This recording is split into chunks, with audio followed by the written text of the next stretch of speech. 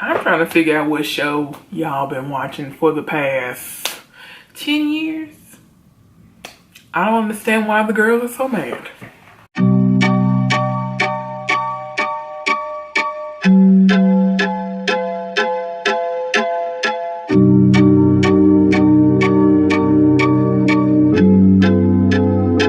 Hey guys, Nessie here and welcome to another Masking and BeMoaning, where today we're going to be talking about the 4th episode of Game of Thrones Season 8. Excuse me. It is called The Last of the Starks. Full disclosure, this is a re-record. I had to, stuff didn't turn out with the first one because I did it like the next day, the day of. But that's giving me more time to actually watch and pick up on more details. The mask I'm going to be doing today is a Mario Badescu Cucumber Tonic mask. Alright. And y'all know the drill. Spoilers. For whatever reason, if y'all ain't seen it by now. Yeah. But yeah, let's see. How do I want to approach going to this? The folks are mad in these streets. Like, if y'all have not been watching this horrible show. Well, not a horrible show. It's a good show. It's a show where, I'm put good in quotation marks because to each their own. Where horrible things have been happening to our characters from jump. The first episode is, where Bran gets paralyzed for the rest of his life. So what are we talking about? Just like, did y'all, to just get straight to it, well, y'all are really like surprised and hurt that Missandei get killed, get beheaded, and now you want to cite racism? Where was this even last week? Where, the Dothraki was put out like a light. The Dothraki have been a racist trope since we've met them. Where was the heat for that? But now you have convinced yourself that Missandei's so good. Missandei has, she's Daenerys' friend. I'm gonna put that in quotation marks. Oh, she got freed for slavery just to be put, not be put in change. In my eye, and this is an unpopular theory, Missandei and Grey Worm and the whole crew, never stopped being slaves. She never asked to go home. So we don't know the response. And we certainly don't know the response, which it was all well and good when she first got her, and we thought that, Daenerys had the moral high ground, which she did, when it comes to Missandei and Grey Worm in particular, that freeing them, and she probably could have gone home then, but then, Daenerys still really didn't have nothing. She had them dragons. And, now she got a dragon because, Rhaegal also went to glory too, but that's all based on her Daenerys' impulsiveness and not willing to wait for Jon Snow. So anyway, it opens up with basically, I got this on my lip. Yeah, basically with a funeral scene.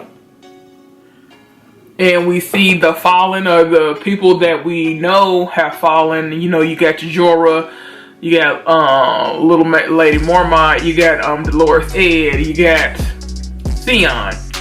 So, we see our characters saying goodbye to them because everyone else that died, and Barry Dondarrion. Everyone else that died, we never knew them, and that includes every single last one of those Unsullied that died, who died very quickly, and y'all didn't have nothing to say about the racism and that. Like, you're trying to bring it up this week to support your view, but it's kind of been like that, y'all. But anywho, so and Jon gives his great eulogy, which he does, which is really a nice watch eulogy. If you go back to it, it kind of sounds like his vows to the Night's Watch, or even what they said about, old Bear Mormont. So, yeah, that was good. That was a nice scene. You saw all those funeral pyres. Like, tens of thousands of people died. Yeah. And then we get into there is a feast. I was nervous throughout this feast. There was no music playing. It's still a somber mood because basically they've been burning bodies all day. So it's still a somber mood. Then, you know, Gendry gets up, and I have not stopped worrying for Gendry that Daenerys makes Gendry the Lord of Storms, and she legitimized him. Now, how legitimate is he? Because regardless of what she says, she is still not the Queen of the Seven Kingdoms. And I think a lot of y'all have forgotten that, and we're like, yay, Gendry. But also, didn't Cersei try to kill up all of Robert's bastards, and she succeeded for the most part? From all his everybody they knew was a bastard, and that's part of the reason why Gendry was on the run in the first place when we first meet him. So with you naming him and legitimizing him, does that also put a target on his back? So I know she did that to seem good, and you know, she goes back to kind of sulking because, you know, everyone, you know, cheered and thought everything was all great, and they cheered Arya, who was never in the hall. She was out practicing because, you know, you can't stop, won't stop. And so, you know, they are grateful and all of that, but everyone, she looks around and she has isolated herself. Like Grey Worm and Missandei were there, so why she was not talking to her crew, why Daenerys was not talking to her crew, I don't understand. And of course Varys notices that because you got loud drunk Tormund over in the corner talking about, you know, how, he must be a god or a king that could only do that, or a madman. Cause you ain't never seen nobody jump on the back of a dragon and go into battle, and you ain't never seen nobody that done died and came back to life. It's just like, but you know, Jon is their boy. So I get that, and they're having a good time, and Sansa and Bran over there in the corner, and they, you know, they're all encouraging Jon to drink. Everyone's around talking. Tyrion and Jaime and Brienne and Pod are playing a drinking game. There's a good times all the way around. Ooh, this tingles. Okay. But anywho, so yeah, so she feels isolated, and she pretty much, since Jon did reveal his parentage, and we know he has the better claim, that makes her feel even more insecure. So of course, yeah, you're right, girl. Ain't none of these people gonna pick your side, and you really haven't done anything to endear them to you. I know people are like, well, she sacrificed so much. She gave up her dragons and her army and all this. I said, but yeah, so has everybody in this room. Like, they didn't have dragons, but most of the people on them funeral pyres besides the Dothraki were Northmen. So, and the Northmen, the Northerners in particular, are never going to be as grateful as your unsullied Dothraki crew, because you didn't free them from slavery. Like, slavery is illegal in the Seven Kingdoms, so they're never going to have that, oh, Misa, I adore you, mother, and all that stuff, which was super racist, and we still don't talk about it. We don't talk about how Dany's arc in general has been pretty much been racist, because you got this little, only the whole thing about Essos is racist. The thing that went down about Dorne is racist, but we're not gonna talk about it. Okay, so the last point I'll say about that, everybody and of all those black and brown people that are over in Essos, we know we know basically two of them from the whole time. The Dothraki, none of them that are left have names, and I think it's like 3, so everybody didn't die, just like Ghost didn't die, and we'll get back to that right after this point. But Ghost didn't, they all didn't die, but we still don't know the people that survived, and it's still a very small number of the Dothraki that did. It's like 1 or 2 of them that you see in the background sometimes, but they were nobody. Like, and then the way their hair was set up, I didn't realize they were Dothraki until they turned around, because I just thought it was some more violence. We never know any of them. We don't know any other Unsullied but Grey Worm. So here we are. And so that within itself is racist. Everything in actually all of the black and brown people's art is used to prop up someone white. That is all Masande's arc was, and that is all Grey One's work arc is. I got a little, you know, I started feeling away because I did like that in the further and earlier seasons, they clearly have a relationship and it was going somewhere. Like even when they first, you know, hooked up, it was really sweet and well done. But ooh, this mask tingles, not burns, but it feels funny. Maybe does they have soda water, but that's neither here nor there. Okay, so yeah. So anyway, back to the feast after I'm off of my soapbox. John is drunk. Daenerys corners him in the room and tries to get back, you know, I guess she was trying to, you know, feel another connection, use her feminine wow on him, but you know, he can't overlook the fact that, yeah, this is his auntie, and that's gonna bother him. Like, this relationship was doomed from the start. People that thought that this was gonna be okay with Jon Snow, it's just not. And, let's see. So she tells him to swear that he can't tell his siblings, because that's what the Starks are, they're his siblings, that he cannot tell his siblings about his heritage. We knew this was, you knew when they said that it was gonna get told. Bran already knew. So it was going to get told to Sansa and Arya eventually anyway.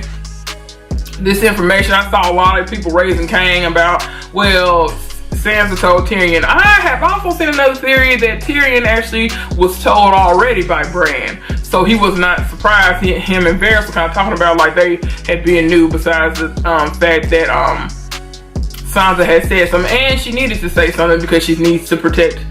Jon is, while I love him, Jon is not the sharpest tool in the shed, but Jon has a good heart. Jon has the good intentions, but he needs some help in that politics realm, and he needs to basically, you know, listen to Sansa since he's going to be dealing with Southerners. And so Sansa's ultimate goal is to protect their family, protect their house, protect herself.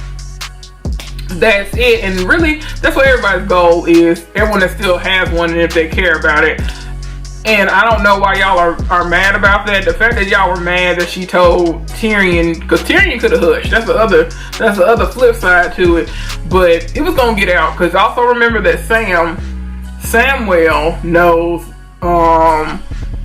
Jon's background, and he has a lot of motive to not want, like, Sansa just want Daenerys out of Winterfell and away from her, and she don't have to deal with her. Sam probably wants Dany like off the face of the earth. So that's it, two things. And so we don't know where Sam is going, but you know, it was all gonna come out in wash in anyway, because too many people knew. So I'm not upset about that. So yeah, that doesn't work out. But as soon as Jon said that, you knew it was gonna get told. Because, and even here's the thing, people don't want to act like that's not a toxic relationship, that he was like, well, I'll bow to you and I'll bend the knee. It's like, well, that's not enough. Don't tell anybody about who you really are. Like, are you serious, girl? Like, of course it was going to be an issue going forward. You telling him to suppress who he is so you can get a claim because he has a better claim. It's like, well, this is everything she always worked for. It's like, well, yeah, people are also working to keep their family safe. So that's the end all be all at the end of the day. And you done already threatened Sansa a couple of times. So I still say that something, not even necessarily with Sansa, because Arya shared a similar opinion with Sansa, and y'all like to forget that. She also said that she does not trust Daenerys. She has been lurking around and watching, and Daenerys is out here, was already paranoid. Now she's isolated, so she's impulsive, because basically she was in her feelings because the Northerners don't adore her, and they don't care about, you know, the Unsullied, that whole thing. And you keep going around talking about you the rightful, and I was destined to do that. See, that's crazy talk. That's not, we just out here trying to live. So yeah, so people like to glide over the fact that Arya shared the same opinion about not trusting Dany. So I actually think what is going to actually move Jon Snow, and this is a theory, this is not gospel, this is not anything like that, but I am of the opinion that somehow Daenerys is going to have Arya in the crossfire, because Arya is on her way to King's Landing. She took off after the feast, after everything, after Gendry proposed to her, he got his lordship, which I kind of figured she would, because she is not a lady, she has said so, she's about this assassin life. Now she could have done that not only for herself, but also to keep Gendry safe. But yeah, and that would, to me, if she would have done it too, that also would give them more, that would give Dany more issue to be paranoid, because that again is a Stark making another connection. And kind of, like, if you look at it, the Starks have connections in different realms. They got them in the Vale Lord's already there. They still have them in River Run. They got the North on lock. They unified the North. You got these people who, they had it with Pike too, because now you're dealing with Yara and the deceased Theon. So that would be another reason for her to get paranoid. It's like they're trying to shore up their power, which that's what everyone is trying to do. So that's not a good or a bad thing. And I'm really confused as to why people act like that is a good or a bad thing. Everyone's out here trying to protect their neck. So yeah. And we did get an interesting scene with Sansa and the Hound. The Hound, of course, is being his normal grouchy self and not enjoying the feast, because he's getting drunk. Everybody else around him is getting drunk and flirty and out to go do some things. He was in it. It bothered me, because to me this was just based on the show writing, because it was like, well, have Sansa kind of admit that she needed to be raped to become who she is. I'm like, no, that's not what this goes to. And we still kind of look at like, oh, well, it's still some people like, well, she should have went with the Hound. It's like, the Hound is also the same person that said to Arya that he should have raped Sansa bloody. So are you upset that Ramsay got there first? It's like, even if you are just talking loud to kind of be contrarian and trying to scare her off, it's just like, that's why Sansa didn't go with you in the first place. You was up here being rapey and saying things like that, and yeah, that bothered me. And this whole thing about he took you rough and all that, like, what was the purpose of that? And then for her, it was like, well, if I didn't go through any of that, I wouldn't be who I am. I'm not the little bird. She could have said that I'm not the same little bird or whatever you thought I was, but that bothered me. But they have an issue with writing women and rape, and like, all of this is still like the same things have been going on. That's why I don't understand why people are upset. They have always been sexist, they've been misogynistic, they have been racist, xenophobic on this show. These are not new themes of Game of Thrones. Whether they were trying to make it be a theme or not, it has been the same across the board. They have been trash. And for anyone that's like, well, that's how it would be in the Middle Ages, it's like, but is this set in the Middle Ages for real? This is a fantasy show, not a historical fiction or anything like that. So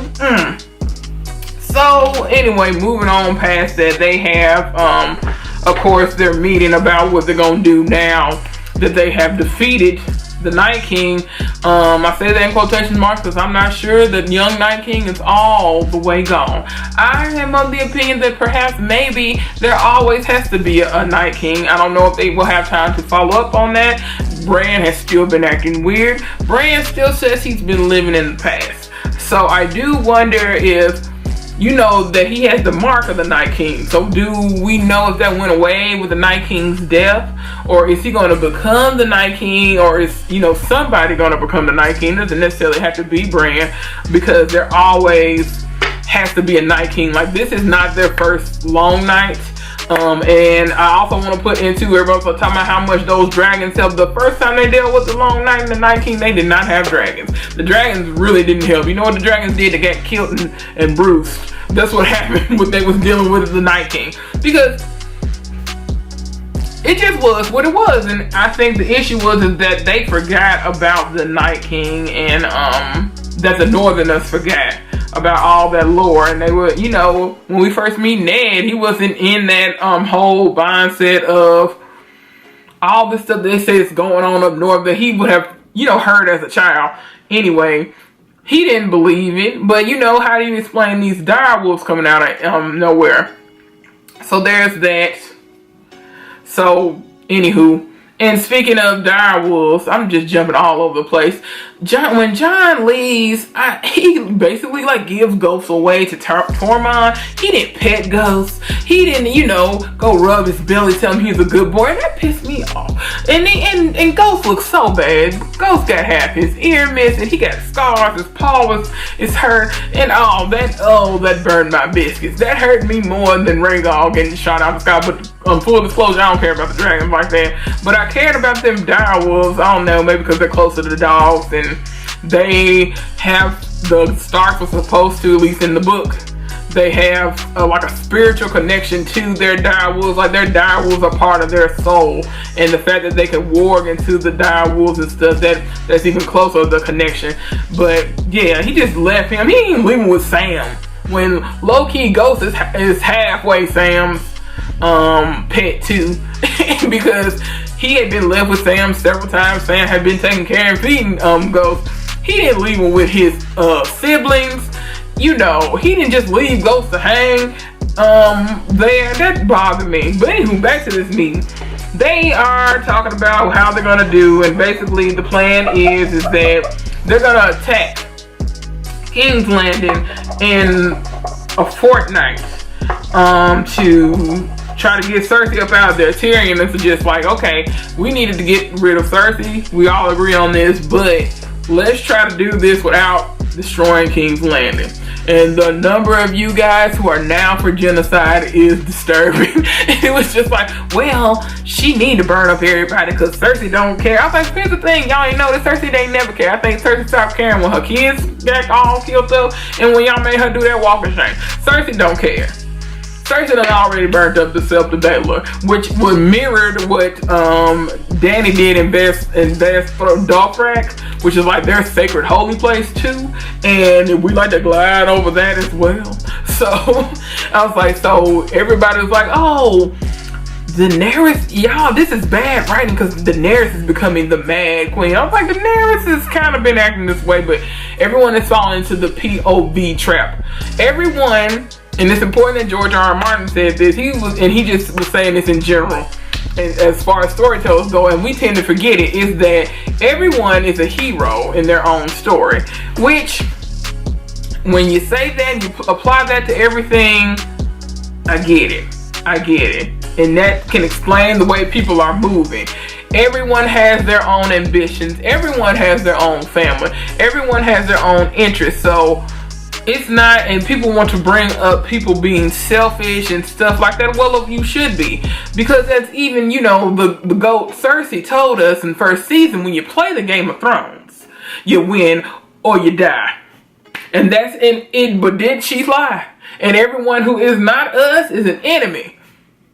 Is that false? Is it proven to be false? Y'all don't want to give it up to Cersei, and you don't want to give it up to Sansa. I'm like, the fact that she took that information and she remembered, that shows, you know what that is for Sansa? That's character development. Now, Cersei been out here acting a fool. Cersei has been not caring. So, anyway, back to the meeting, and they agree what they're going to do. But Jon's basic plan is that they know that winter is still here, winter is still afoot, and it will hit different regions differently. The thing with King's Landing is King's Landing does not have farms, so stuff does not grow in the winter. So they would have to get all their supplies shipped in, brought in. So what they would do was lay siege to the city, surround King's Landing, and that way they can't get supplies in. The people in King's Landing will riot because they riot when they are hungry and they cannot get anything. And that would help them take care of Cersei, or that would help them go ahead and let them in. And they take it like that with minimal bloodshed. The only thing with that, that's a great plan. People have used that plan in real life battles. That's the plan that Jon lays out. However, Jon has some things he needs to tie up in the north, so he's going by horse. And maybe Jon might even be on his way to get other allies, because again, it wouldn't be a bad idea for Jon to stop through River Run, because while there are maybe some Lannister forces, I am under the impression that Edmure now has his castle. He is now the Lord of River Run, and of course, you know, that's his sibling's uncle.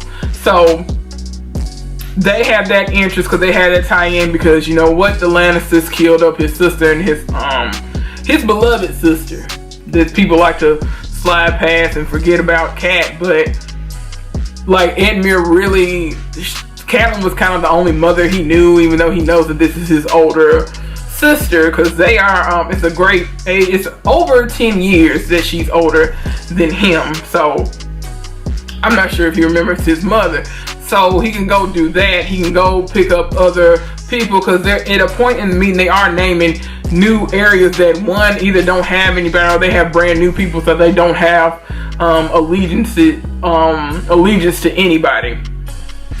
But for all intents and purposes, you know, Cersei still is the queen of the Seven Kingdoms, but her being a Lannister and her just being herself, the Lannisters have screwed so many people over. So, you know, that is not going to leave people's mind. Like, the River Lords ain't forgot. You know, even if this didn't have nothing to do with Jon and his claim and all that, just the way that the Lannisters did the Riverlands in general, just because Cat was from there. Even though this was a northern thing, but the issue was that, you know, Cat's a woman and Tywin Lannister has an issue with women, so that's why they attacked the Riverlands. So the River Lords ain't forgot, so maybe he's going to go get more allies. They need more men they can get. They ain't got nobody. And of course, you know, Sansa says, which is another good point. I mean, I understand that Daenerys wants to hop right to it, and she was like, okay, but you guys, it's great, but I think we should wait and let our troops recuperate, because y'all, we saw the Battle of Winterfell. The Battle of Winterfell was, you know, horrible. Everybody that was in that battle got it handed to them. All you seen was bruises and scars, chunks of meat missing, all that kind of stuff. And that's the people that survived. So he said, just need a little bit. He said, well, how long do you think that would take? This goes back to Daenerys being catty. She still feels a way that Sansa has said what she wanted. She has said how she feels about Northern independence. She ain't never pretended to like you, and that's part of the issue, that you think that it's just because she don't like you. She has said why she's doing what she's doing. What's the problem? Okay, so, and perhaps if someone else would have said this, it wouldn't be a big deal to, you know, the anti-Sansa haters club or whatever y'all want to call yourself. That I was like, but yeah, that's good. Yeah, no one is at 100%, including the dragons, which is why I'm under the impression that by the time they get to what is it? Dragonstone? Yeah, Dragonstone. I don't want to call it Dragonland. Dragonstone, they are flying low. They're in open water. That's why it was so easy to take Rhaegal out, because he did not have a rider. So if you have a rider, you can kind of aim it to go up and up. But I don't know, but you saw how hurt Rhaegal had a hole in his wing, a couple of holes in his wing that he did not have before. You know, they was all on Drogon, and Drogon was scratched up and stuff too, so they were not at 100%. And all they had to do was wait. Even on a fortnight, that's how long it would take Jon to get from the north to Dragonstone. By horse, he said. So that's about, about 2 weeks. But that gives everybody a little time to get a little reprieve. So she didn't like that, and she was like, and she chopped it up to, now I've done helped you and I have sacrificed, which, girl, stop saying that to me. Everybody done sacrificed. Like, everybody in this room has sacrificed and lost something. What are you talking about? And this is my ancestral home that I'm fighting for, that I have been making repairs for, that all of this. So everyone has been helping, everyone has lost. So I'm tired of people, I'm tired of really both sides using that as an argument, particularly with Daenerys. It's just like, but you're not the only one, sis. But she can't see the mountain through the trees. So she basically, sorry, give me a sip. So and then even when Sansa said it, she was just like, well, I don't know, I need to ask the officers, because the officers are the ones on the ground. They would be the one preparing the troops anyway. And so Jon, intersects, and because he can see that, Daenerys is getting all agitated, and he was like, well, we just gonna go down there and we're gonna go ahead and do it. Bad mistake. And y'all and Brienne hook up. It was very short-lived, because Bronn shows up. Bronn has also been gone for like 3 episodes, because he, Bronn is sellsword. Bronn came up to come collect from Jaime and Tyrion. And this is after that Jaime and Brienne had slept together. We know that Brienne was a virgin. She has slept with, I don't know how many days have passed. It's been, sleeping with Jaime. But that was, that was a ship realized, I guess, for people. And I think that's part of the reason that, well, that's what I'm saying is the reason why Jaime left so abruptly and made it seem like he's going to be with his sister. I don't think that's the case at all. I actually think he is prepared to go die and go deal with Cersei, because he's been threatened. Because it's just like this man who was in their service, now Cersei has taken and is going to use him as to kill off her brothers, because she promised him River Run. I was like, that's still not gonna work out. And then Tyrion promised him what was it? What is it? It's the Reach, the Tyrell's Highgarden. Okay, the Tyrell's home, and which is kind of a better. Well, actually, the River Run lands would be good too. They're just in a bad spot for military issues, because they're right in the middle. So anytime they have a war, it always ends up in the Riverlands. The Highgarden is also fertile. Like, the Riverlands is really fertile, has good farmland, and that was also their other bread basket that got destroyed. So the same thing with all the stuff from the Reach, apparently. So, he's saying he's staying around to collect, but it's like if he can sneak up on him to say that he was gonna do that, it's nothing for them. And he knows, even though he's trying to act like he doesn't know, he knows how Cersei is. Cersei probably would, just to spite Jaime, kill Brienne. Not saying that Brienne wouldn't go down with a fight, but that possibility is still there. So that's why he leaves in the middle of the night and she's out here crying in her house coat. It was sad, but I don't think it's because he's going to go be back with Cersei or anything like that. I think he's trying to protect her. But then in the same breath, Jaime has not been redeemed. Jaime is still a bad dude, and that's what I think people just forgot. Like, he made one decent decision. Well, he made 2 when he saved Brienne from being raped, and when he decided, after all this stuff that Cersei had done, that he stood by her side, that he was gonna go up north because he felt that was dishonorable for her not to keep her word. But there's like 2 things. But James is the same person that pushed Bran out the window. He's the same person that attacked Ned in the streets. He's the same person that killed his own cousin. He's the same person, like, Jaime got a list of stuff. He was the same people leading the siege up at River Run, talking about he was gonna kill Ed Muir's kid. Jaime's not a good dude, and then just in the way that he is, and that doesn't make him a less interesting character. I think it makes him more interesting because he's complex. It's not black and white why he does these things. So that's interesting, but that doesn't make him a good person. So I don't know where y'all got that from. But yeah. But anywho, cut over to, Dany getting out of here fast. In open water, they're right around Dragonstone, and who awaits them in Dragonstone but Euron and his scorpions that are now mounted to his boat, which Cersei and Euron and co have been working, okay? Because they had 1 scorpion the last time we saw them. They have been throwing down. It's scorpions all mounted on boats. It's scorpions all on the castle, along the castle wall. They have been busy, and they got these dragons up out here. And people like, oh my goodness, I can't believe that happened. And I was just like, that's what you're supposed to be doing. You're supposed to be prepping. You done gave her time. People still mad because Cersei didn't come help in the north, and she shouldn't have. She's striking at the right time.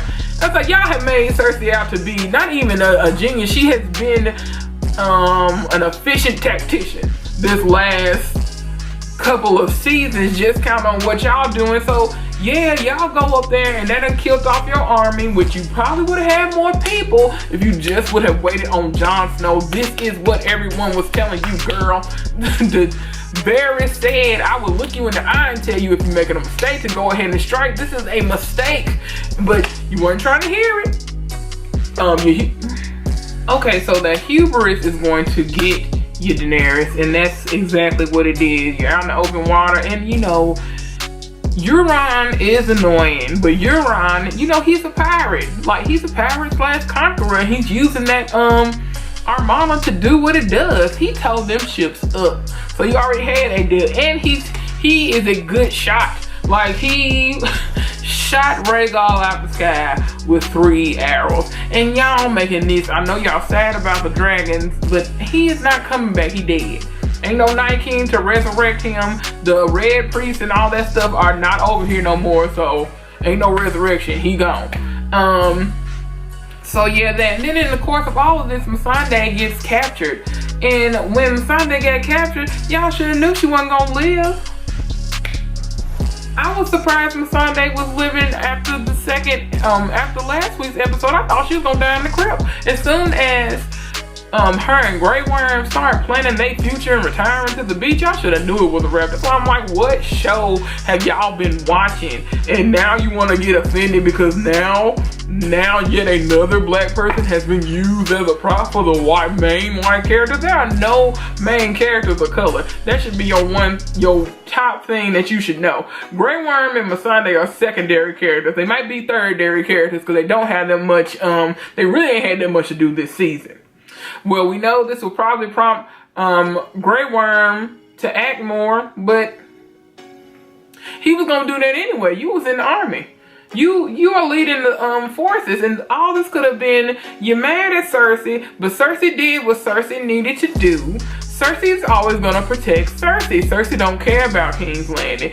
I feel like she don't even care if you come with your dragons or whatever, you burn this up. Like, because you're gonna burn up all these other people too. And people's like, well, that's what needs to happen. She needs to do that. That's why Missandei said Dracarys and all that. I'm like, y'all, she can do that and she's still in a lose situation. Because now we know how to get that other dragon up out of here. For all y'all complaining about the dragons not having armor and why Gendry didn't make it, Gendry had to get close enough to them dragons to even fit him for armor. So why would Gendry go risk his life for that? Keep it in your head. Listen, let's be logical here.